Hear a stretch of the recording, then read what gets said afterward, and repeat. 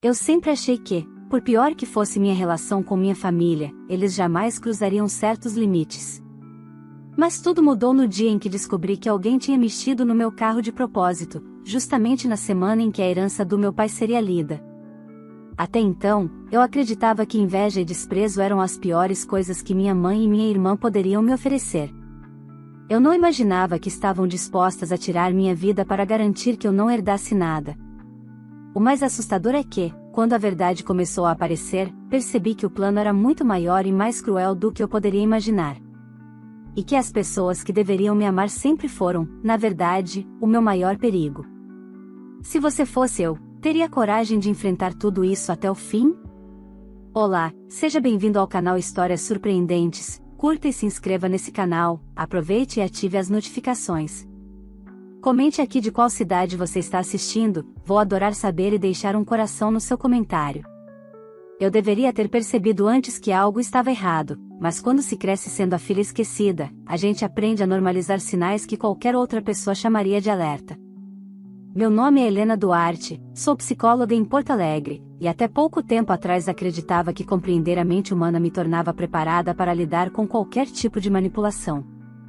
Descobri da pior forma possível que não existe estudo suficiente quando o perigo mora dentro da própria família. Tudo começou numa manhã fria de agosto, quando recebi a ligação do advogado da família avisando que o inventário do meu avô entraria na fase final.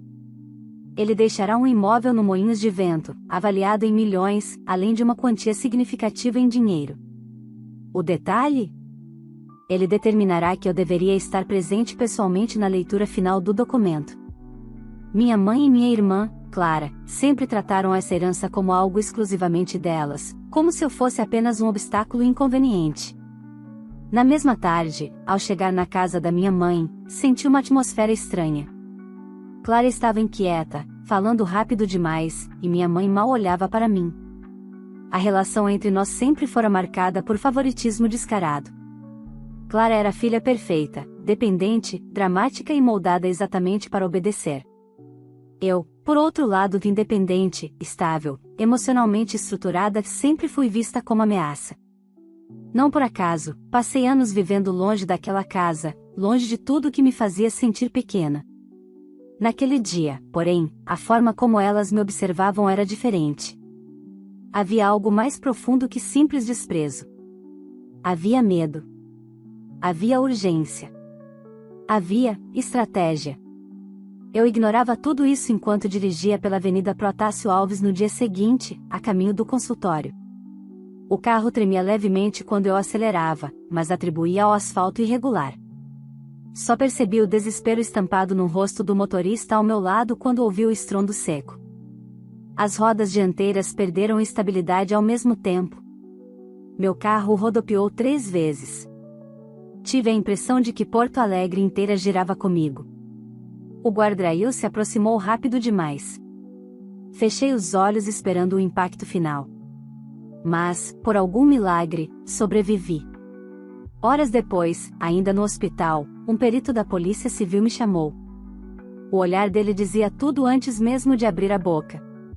Doutora Helena, alguém afrouxou as rodas do seu carro de propósito. A frase reverberou dentro de mim como um soco. E o pior, eu sabia exatamente quem teria motivo. E coragem. Minha família. A partir desse momento, tudo mudou. A polícia começou a investigar, o advogado pediu meu depoimento urgente, e eu passei a observar cada gesto, cada silêncio, cada olhar com um peso diferente. O acidente não fora fatal por detalhe. E se alguém estava disposto a apagar minha existência para impedir que eu herdasse o que meu avô deixou, então minha vida nunca fora tão frágil. O que eu não imaginava é que, ao tentar me matar, minha família não apenas revelaria seu verdadeiro rosto, como também abriria uma porta para segredos que estavam enterrados há décadas. Segredos capazes de destruir todos eles. Quando acordei no hospital naquela manhã cinzenta, a claridade filtrada pelas persianas parecia mais agressiva que o normal. Senti uma pressão leve na cabeça, o gosto metálico de sangue seco na boca e uma dor surda nas costelas. Antes que eu tivesse tempo de organizar meus pensamentos, a porta se abriu e um homem entrou, exibindo um crachá da Polícia Civil. Sou o inspetor Rafael Menezes. precisamos conversar sobre o seu acidente. A palavra acidente me fez estremecer. Eu ainda revivia o giro brusco do carro, o volante escapando das minhas mãos, a sensação de que aquela manhã seria o fim de tudo. Mas a presença calma e firme de Rafael de alguma forma me ancorou. Doutora Helena, a perícia encontrou sinais inequívocos de sabotagem, e ele disse, abrindo uma pasta. As 4 rodas foram afrouxadas manualmente. Alguém fez isso deliberadamente. A confirmação, ainda que esperada, fez meu estômago revirar. Meu primeiro instinto foi negar. Seria impossível minha família cair tão baixo. Mas logo a segunda voz, aquela que eu conhecia desde criança, sussurrou, claro que seria possível. Elas sempre foram capazes de apagar você. Enquanto o inspetor detalhava os procedimentos da investigação, minha mente voltou ao dia anterior. Clara, inquieta, arrumando o cabelo compulsivamente. Minha mãe evitando o contato visual. Pequenos comportamentos que antes eu teria interpretado como irritação ou desinteresse, mas que agora ganhavam outra camada, a culpa. Alguém com acesso ao seu carro, Rafael continuou, mexeu nele entre a noite de anteontem e ontem de manhã. Gostaria que a senhora fizesse uma lista de todas as pessoas que poderiam ter tido contato com o veículo. Respirei fundo, sentindo a dor aguda no peito. Minha mãe tem uma garagem onde costumo deixar o carro quando vou visitá-la, respondi. Minha irmã, Clara, também estava lá. O inspetor anotou sem levantar os olhos. Ele já sabia. Eu também sabia. Uma batida na porta interrompeu a conversa. O advogado da família, Dr. Augusto Lacerda, entrou com passos curtos e urgentes. Ele parecia nervoso demais para alguém acostumado a lidar com crises. Helena, meu Deus! Disse ele, forçando um tom preocupado. Assim que soube, vim imediatamente. Sua mãe está muito abalada. Abalada. A mesma mulher que não conseguiu olhar nos meus olhos durante o almoço anterior. O inspetor agradeceu a presença dele, mas deixou claro que a conversa precisava ser finalizada. Dr. Augusto concordou, mas a expressão dele mudou sutilmente quando Rafael citou a palavra sabotagem. Naquele instante, vi um lampejo de algo, medo, talvez. Ou conhecimento. Depois que o inspetor saiu, Dr. Augusto se aproximou da cama. Helena, começou ele, ajeitando a gravata. Sei que você está fragilizada, mas cuidado com o que disser para a polícia. Acusações impulsivas podem prejudicar toda a família. A frase era ao mesmo tempo um aviso e uma ameaça. Minha respiração ficou mais pesada. Eu não acusei ninguém, respondi com calma. Mas alguém tentou me matar. Ele engoliu seco. Sua mãe e sua irmã estão desesperadas. Isso tudo caiu como uma bomba. Estávamos contando com sua presença na reunião com o tabelião, e agora é isso. A palavra agora carregava mais significado do que ele pretendia. O acidente atrapalhava um plano. Era isso. Quando ele saiu, finalmente pude ficar sozinha. Peguei meu celular no criado mudo e vi dezenas de mensagens. Quase todas ignoráveis. Mas a de Clara chamou minha atenção. Mana, me desculpa se eu fiz algo para você ficar chateada. A gente precisa conversar urgentemente. Alguma coisa no tom daquela mensagem estava errada. Clara nunca usava mana. Não comigo. Naquela noite, Rafael voltou ao hospital. Doutora Helena, conseguimos uma autorização para recolher imagens de câmeras próximas à casa da sua mãe. Também vamos ouvir vizinhos. Mas preciso que me diga, existe algum conflito envolvendo herança, bens, dinheiro? O nó na minha garganta apertou. Meu avô deixou um imóvel valiosíssimo e uma quantia grande em dinheiro. A reunião final seria amanhã. Minha mãe e Clara não querem que eu receba nada. Rafael cruzou os braços, pensativo. Então temos um claro motivo. A frase me deu calafrios. Não pelo conteúdo, mas porque, pela primeira vez na vida, alguém estava dizendo em voz alta aquilo que eu sempre temi admitir. Minha família não apenas não me amava, elas me temiam. Me viam como ameaça. E a ameaça, na cabeça delas, precisava ser eliminada. Quando o inspetor saiu, fiquei encarando o teto. A dor física já não era o pior. O que me esmagava era a sensação de que tudo que eu vivera até ali, cada desprezo, cada exclusão, cada humilhação, já era apenas o prelúdio de algo muito mais sombrio. E eu estava apenas começando a entender o tamanho dessa escuridão. Recebi a alta 2 dias depois, embora ainda sentisse dores ao respirar fundo. Rafael se ofereceu para me levar em casa, mas eu recusei. Eu precisava de silêncio, de espaço para organizar o caos que se formava na minha mente. Ainda assim, ele me entregou seu cartão antes de ir embora. Qualquer coisa, qualquer mínimo detalhe, me avise. O olhar dele era firme, quase protetor. Quem fez isso provavelmente vai tentar de novo.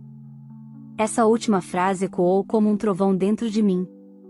Eu sabia que ele estava certo. A tentativa fracassada apenas aumentava o desespero de quem me queria fora do caminho. Quando cheguei ao meu apartamento em Porto Alegre, encontrei a porta aberta, não arrombada, apenas entreaberta. Meu coração disparou.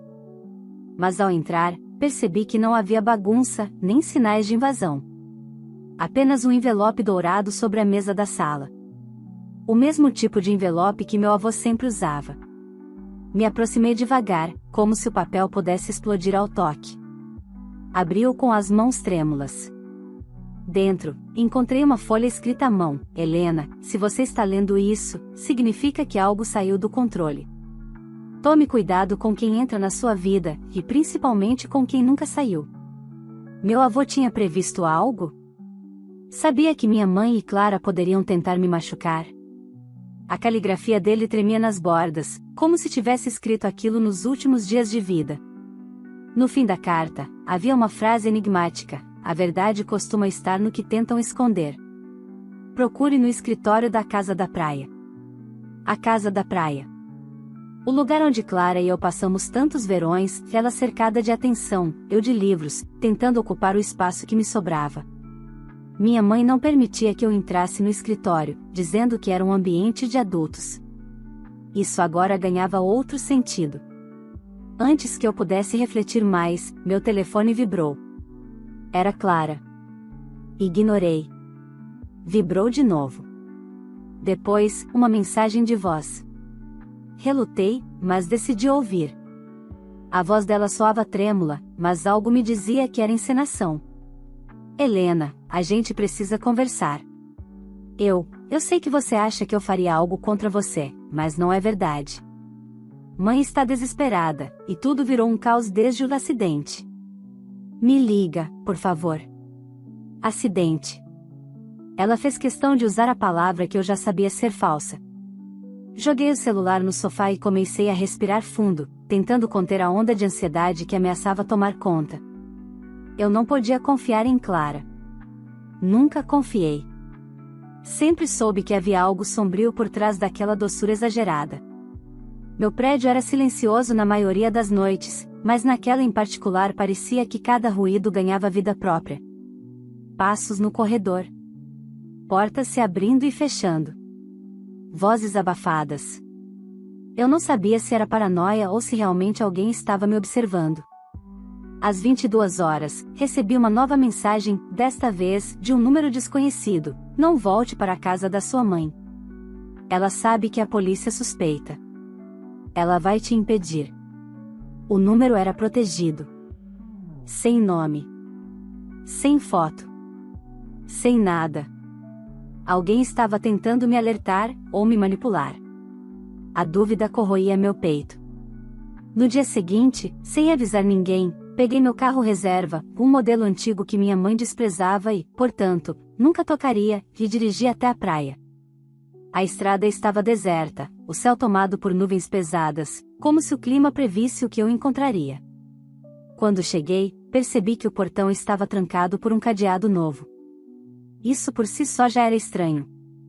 Minha mãe nunca trancava a propriedade, dizia que ladrões não se interessavam por coisas velhas. Decidi entrar pelos fundos, seguindo pelo jardim lateral. A grama estava alta, descuidada. Como se ninguém pisasse ali há meses. Ou como se quisessem que parecesse assim. Entrei pela porta da cozinha, que milagrosamente estava aberta. A casa estava tomada pelo cheiro de mofo e maresia. Avancei pelo corredor até o escritório, que ficava no fim. Meu coração batia tão rápido que parecia ecoar dentro das paredes. Quando toquei na maçaneta, ouvi o som de uma porta batendo em algum lugar da casa. Congelei. Tem alguém aí? Perguntei, minha voz mais fraca do que eu gostaria. Nenhuma resposta. Empurrei a porta do escritório e acendi a luz. A sala estava limpa demais, arrumada demais, exceto por uma gaveta entreaberta. Dentro dela, encontrei documentos que não deveriam estar ali, extratos bancários, contratos, cópias de assinaturas do meu avô, e todas tinham algo em comum. Minha mãe. E Clara. Mas antes que eu pudesse continuar examinando o material, ouvi passos. Passos rápidos, determinados, vindo em minha direção. Corri para a porta, mas ela bateu antes que eu alcançasse a saída, e do outro lado ouvi a voz que eu mais temia ouvir naquele momento. Helena? O que você está fazendo aqui? Era minha mãe. E o tom dela era de quem não estava surpresa. Minha mãe entrou no escritório como se já soubesse exatamente o que eu estava prestes a descobrir. Ela estava impecável, como sempre, cabelos presos, roupa de linho clara, postura ereta. Mas havia algo nos olhos dela, algo frio, clínico, calculado. O mesmo olhar que me acompanhou a vida inteira. Que surpresa desagradável, ela disse, fechando a porta atrás de si com cuidado. Achei que você estivesse se recuperando do acidente. Ela enfatizou a palavra acidente como se estivesse testando minha reação. Você não deveria estar aqui, continuei, engolindo o medo que subia pela garganta. Como soube que eu viria? Ela sorriu. Um sorriso pequeno, quase elegante, mas que jamais alcançava os olhos. Helena, eu te criei. Conheço cada passo seu antes mesmo de você pensar em dá-lo. Essa frase me atingiu como um soco. Eu sempre soube que minha mãe era manipuladora, mas não tinha percebido até que ponto ela acreditava me possuir. E o que você está fazendo aqui? Perguntei, tentando ganhar tempo, tentando entender se ela estava sozinha. Veio esconder mais documentos? Ela deu uma rápida olhada na gaveta aberta e suspirou. Eu esperava que não encontrasse isso tão cedo. Mas paciência, eu sempre soube que você acabaria metendo o nariz onde não devia. Esses papéis mostram movimentações estranhas no nome do vovô, respondi, segurando a pasta contra o peito. Movimentações feitas depois que a saúde dele começou a piorar. E daí? Ela rebateu, como se estivéssemos discutindo sobre o clima. Seu avô não sabia administrar nada sozinho nos últimos anos. Eu precisei assumir tudo. Clara me ajudou. Assumir tudo, ou roubar tudo? A primeira fagulha de irritação surgiu nos olhos dela, e isso me deu coragem para continuar. Eu já sei que o acidente não foi acidente, mãe. A polícia está investigando. Eles sabem que mexeram no meu carro. Ela recuou um passo, mas logo recuperou o controle. Investigando não significa provando. E você sempre teve mania de perseguição. Seu trabalho como psicóloga destruiu sua capacidade de confiar nas pessoas. Quase ri. Era tão típico dela. Transformar tudo em uma narrativa onde eu era a instável, a exagerada, a ingrata. Eles têm mais coisas do que você imagina, menti, deliberadamente. Muito mais. Por um instante, apenas um, ela pareceu perder o eixo. O que significava que eu estava certa, havia algo muito maior ali. Algo que ela temia que viesse à tona. Helena, ela mudou o tom. Agora, sua voz era macia, quase doce. Você está cansada. Foi um susto enorme. Clara está arrasada, você deveria ter visto. Venha comigo, vamos conversar melhor em casa. Somos família. Família. A palavra que ela mais gostava de usar quando precisava manipular alguém. Eu não vou a lugar nenhum com você. Seu rosto endureceu de novo. Você faz ideia de quanto sofrimento está causando com essa encenação? Ela prosseguiu. Clara não dorme há dias. E você aqui, fuçando como uma criminosa. As peças começaram a se mover dentro da minha cabeça. A culpa dela, o desespero, a insistência em me tirar dali. Ela não veio sozinha. Quando dei um passo para trás, ouvi a madeira do piso render atrás da porta. Outra pessoa no corredor. O ar ficou pesado, tenso. Quem está aí? Perguntei, minha voz firme apesar do pânico crescente. Ela não respondeu. Mas o silêncio dela disse tudo. A porta se abriu devagar, e o coração quase parou quando vi a silhueta, não de Clara, como eu havia temido, mas de um homem grande, desconhecido, de expressão vazia. Um capanga. Minha mãe realmente tinha contratado alguém. Não faça isso, eu sussurrei, recuando até sentir a mesa bater nas minhas costas. Você vai destruir sua vida. Ela ergueu o queixo, altiva como sempre. Eu já destruí a parte da minha vida que precisava ser destruída. Agora só falta você parar de atrapalhar. O homem avançou um passo.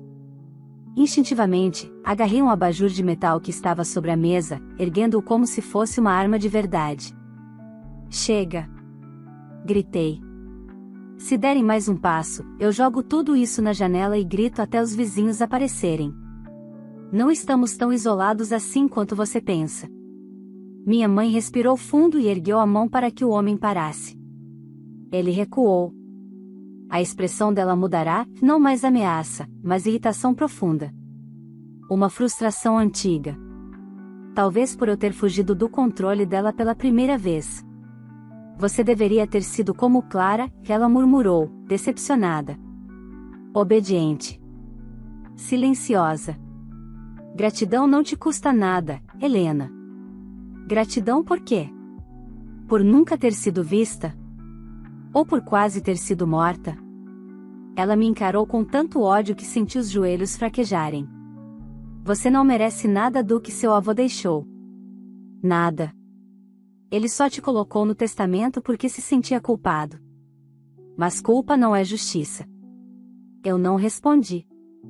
Apenas guardei aquelas palavras, porque sabia que eram confissões envenenadas. E então, para minha surpresa, ela deu um passo para trás. Vá, ela disse.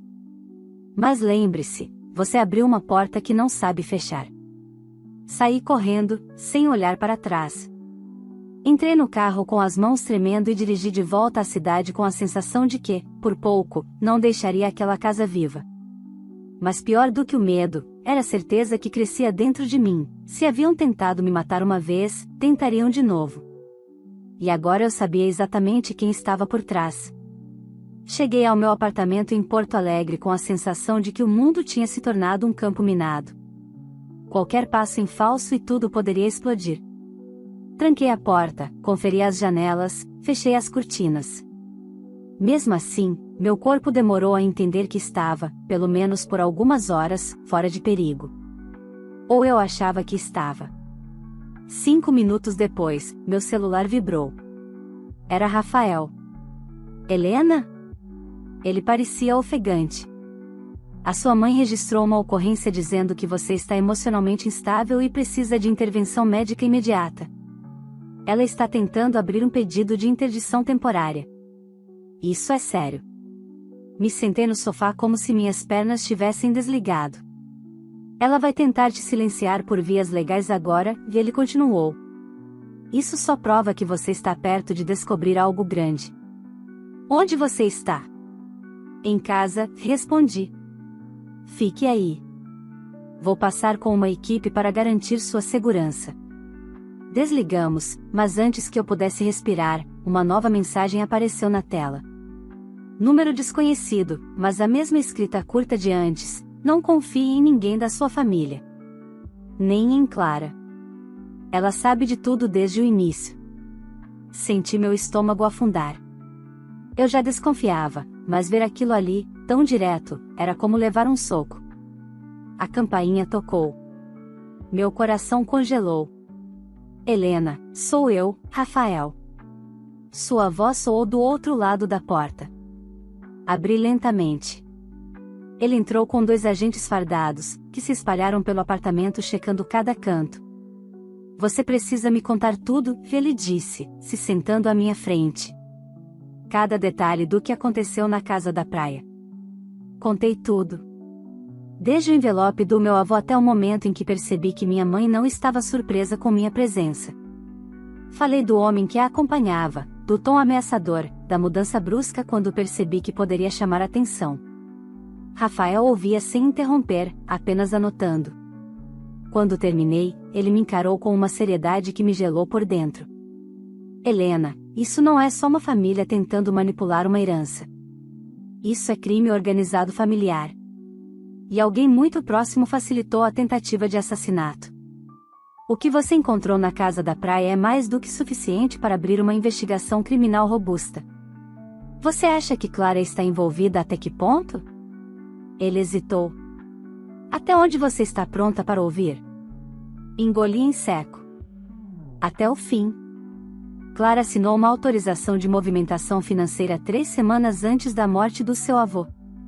Uma autorização para mudanças patrimoniais que só poderia ser feita com a ciência dele. A perícia diz que a assinatura é falsificada. Um silêncio pesado se formou no ar, e tem mais, ele continuou. No dia do acidente, as câmeras do estacionamento do prédio dela mostram que ela esteve perto do seu carro por quase 8 minutos. Sozinha. Sem justificativa. O quê? Sussurrei, sentindo o chão se afastar dos meus pés. Ela usou luvas. Mas cometeu um erro. A perícia encontrou resíduos de uma graxa específica no eixo da roda solta. A mesma graxa que foi encontrada no porta-malas do carro dela. A verdade caiu sobre mim como uma avalanche. Clara. Minha irmã. A menina perfeita. A filha obediente. A herdeira exemplar. Ela tinha afrouxado as rodas do meu carro. Helena, Rafael disse, colocando uma mão firme no meu ombro. Você precisa entender, isso não foi impulso. Foi premeditado. E sua mãe estava por trás, ou no mínimo sabia de tudo. Fechei os olhos, tentando processar. Era como se minha vida inteira tivesse sido construída sobre uma mentira, um teatro montado para esconder o apodrecimento interno da minha família. E sobre meu avô? Perguntei com a voz embargada. Ele sabia? Rafael respirou fundo. Ele descobriu parte do esquema. Tarde demais. E tentou te proteger no testamento. Isso explica por que sua mãe e Clara ficaram tão desesperadas quando perceberam que você teria direito a revisar tudo. Senti lágrimas escorrem pelo rosto. Não de tristeza, mas de um luto profundo, o luto por uma família que eu nunca realmente tive. Uma batida forte na porta interrompeu meus pensamentos. Um dos agentes foi verificar e voltou imediatamente, tenso. Delegada, é uma intimação urgente da juíza. Pedido de interdição foi analisado em caráter emergencial. Rafael pegou o envelope. Abriu. Seu semblante fechou. Ela conseguiu.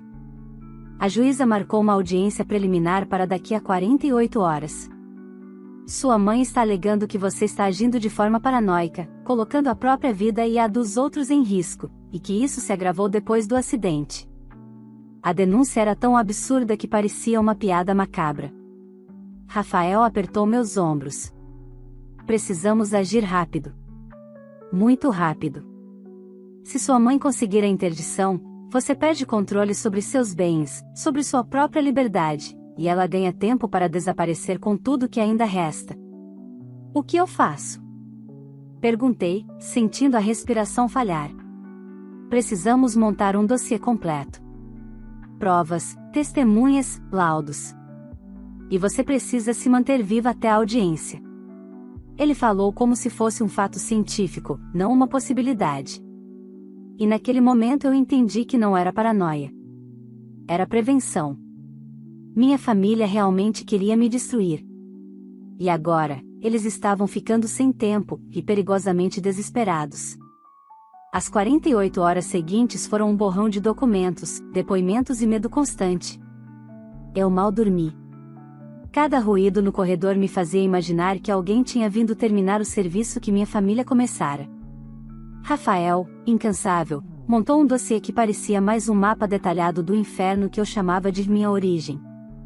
Câmeras de vigilância. Laudos periciais. Transações financeiras suspeitas. Mensagens interceptadas. Registros telefônicos. E, no centro de tudo, a ligação silenciosa entre minha mãe e Clara, uma teia tão bem estruturada que parecia impossível de ter sido construída por pessoas de sangue tão frio. Mas era. Sempre fora. Eu só não queria enxergar. A audiência de interdição aconteceu numa sala pequena, abafada, que mais parecia uma caixa de ressonância para o pior da humanidade. Minha mãe chegou primeiro, impecável, vestida de branco, como se quisesse simbolizar pureza, e acompanhada por um advogado conhecido por defender políticos envolvidos em esquemas de corrupção. Clara veio logo atrás, cabisbaixa, mas não enganava ninguém. Seus olhos evitavam os meus, mas não com culpa, e sim com medo de ser pega. Eu me sentei diante da juíza, com Rafael ao meu lado. O coração batia tão forte que parecia querer escapar pela boca. A sessão começou. O advogado da minha mãe apresentou o pedido de interdição como se estivesse descrevendo o comportamento de uma pessoa delirante. Ele dizia instabilidade emocional, comportamento paranoico, acusações sem fundamento. Dizia que eu sofria de trauma não tratado e que estava colocando a família inteira em risco. Era surreal ouvir aquilo. Eu, psicóloga, sendo acusada de insanidade por quem queria me enterrar viva, literal e metaforicamente. Quando chegou a vez de Rafael, a temperatura da sala pareceu mudar. Ele abriu a pasta com calma, mas quando começou a falar, sua voz carregava a força de um trovão. Excelência, o que está acontecendo aqui não é preocupação familiar. É tentativa de silenciamento. E a senhora verá isso com seus próprios olhos. Ele projetou as imagens do estacionamento no telão. Clara, de moletom preto, aproximando-se do meu carro. Clara ajoelhada ao lado da roda. Clara usando luvas para não deixar digitais. Clara levantando-se rapidamente quando um carro passou. A expressão da juíza mudou instantaneamente. Minha mãe arregalou os olhos, e Clara ficou completamente imóvel, como se tivesse virado pedra. Rafael apresentou, então, o laudo técnico que comprovava o afrouxamento premeditado dos parafusos. Depois, exibiu prints das transações financeiras suspeitas que ligavam minha mãe ao desvio de bens do meu avô. E, por fim, mostrou registros telefônicos que evidenciavam conversas estratégicas minutos antes de Clara mexer no carro. O advogado delas tentou argumentar qualquer coisa, mas sua voz morreu no ar. A juíza virou-se para minha mãe. A senhora tem algo a declarar? O silêncio dela foi ensurdecedor. Clara Duarte, a juíza prosseguiu, você confirma que esteve no estacionamento no dia do acidente? Clara abriu a boca, mas não conseguiu falar. A juíza insistiu, sim ou não? Eu só fiz o que me mandaram, ela murmurou, finalmente. A mãe disse que Helena ia destruir tudo. Que ela não merecia nada. Minha mãe se virou para ela, furiosa, calha a boca, Clara. Mas já era tarde. Clara havia confessado. A juíza respirou fundo e disse a frase que mudou meu destino, pedido de interdição negado. E devido às provas apresentadas, encaminho este caso imediatamente ao Ministério Público. Estamos diante de crimes graves, incluindo tentativa de homicídio. Minha mãe deu um grito abafado. Clara chorava silenciosamente, como quem percebe, tarde demais, que virou uma marionete descartável nas mãos de alguém que nunca a amou de verdade. Quando a audiência acabou, saí da sala com Rafael ao meu lado. Lá fora, o corredor parecia mais claro, como se o mundo tivesse voltado a respirar. Helena, ele disse, agora é oficial. Elas vão responder criminalmente. Você está segura? Eu queria acreditar. Mas parte de mim ainda tremia. Os dias seguintes foram marcados por investigações intensas. Minha mãe foi indiciada por tentativa de homicídio, falsificação de documentos, fraude patrimonial e formação de quadrilha. Clara, por sua vez, recebeu a acusação formal como cúmplice. Nenhuma das duas tentou entrar em contato comigo. E eu agradeci por isso. A leitura final do testamento do meu avô ocorreu numa manhã ensolarada, na mesma sala onde ele passará os últimos anos assinando documentos que eu nunca soube que existiam. O advogado leu a cláusula especial deixada para mim: caso minha neta Helena sofra qualquer dano físico ou moral em decorrência de disputas familiares envolvendo minha herança, todos os meus bens devem ser transferidos a ela de forma irrevogável. Meu avô sabia. Ele sempre soube. Ao sair da sala, senti uma brisa leve tocar meu rosto. Não era felicidade. Não era triunfo. Era libertação. Uma libertação que demorou anos demais. Voltei para meu consultório semanas depois, aos poucos retomando os atendimentos. Mas algo em mim tinha mudado para sempre. Eu não era mais a filha esquecida. Nem a irmã preterida. Nem a mulher que quase morreu para que outras pudessem lucrar. Eu era alguém que sobreviveu ao próprio sangue. E escolheu romper. Sem volta. A última notícia que recebi da delegacia dizia que Clara e minha mãe aguardariam julgamento separadas, cada uma em silêncio, cada uma colhendo aquilo que plantou. Nunca mais falei com elas. Nunca mais quis. A vida recomeçou, mas não como antes. Agora, era só minha. Pela primeira vez, inteira. E eu finalmente entendi: família não é quem divide seu DNA. Família é quem não tenta acabar com sua vida. Se essa história tocou você de alguma forma, eu convido você a apoiar o canal. Deixe o seu like, porque isso ajuda muito o YouTube a entregar esse conteúdo para mais pessoas que também precisam ouvir histórias como essa. Inscreva-se no canal e ative as notificações para não perder nenhum dos próximos relatos. Aqui, cada história traz força, reflexão e lições que muita gente vive em silêncio. Agora eu quero saber de você: se estivesse no lugar da Helena, você teria coragem de romper de vez com a família depois de tudo que ela passou? Você já viveu algo parecido ou conhece alguém que enfrentou situações difíceis dentro da própria família? Compartilhe sua opinião nos comentários. E me diga também de qual cidade você está assistindo. Eu gosto de saber até onde nossas histórias chegam e faço questão de passar nos comentários para deixar um coração especial para você. Compartilhe este vídeo com alguém que pode se identificar. Obrigada por acompanhar até o fim.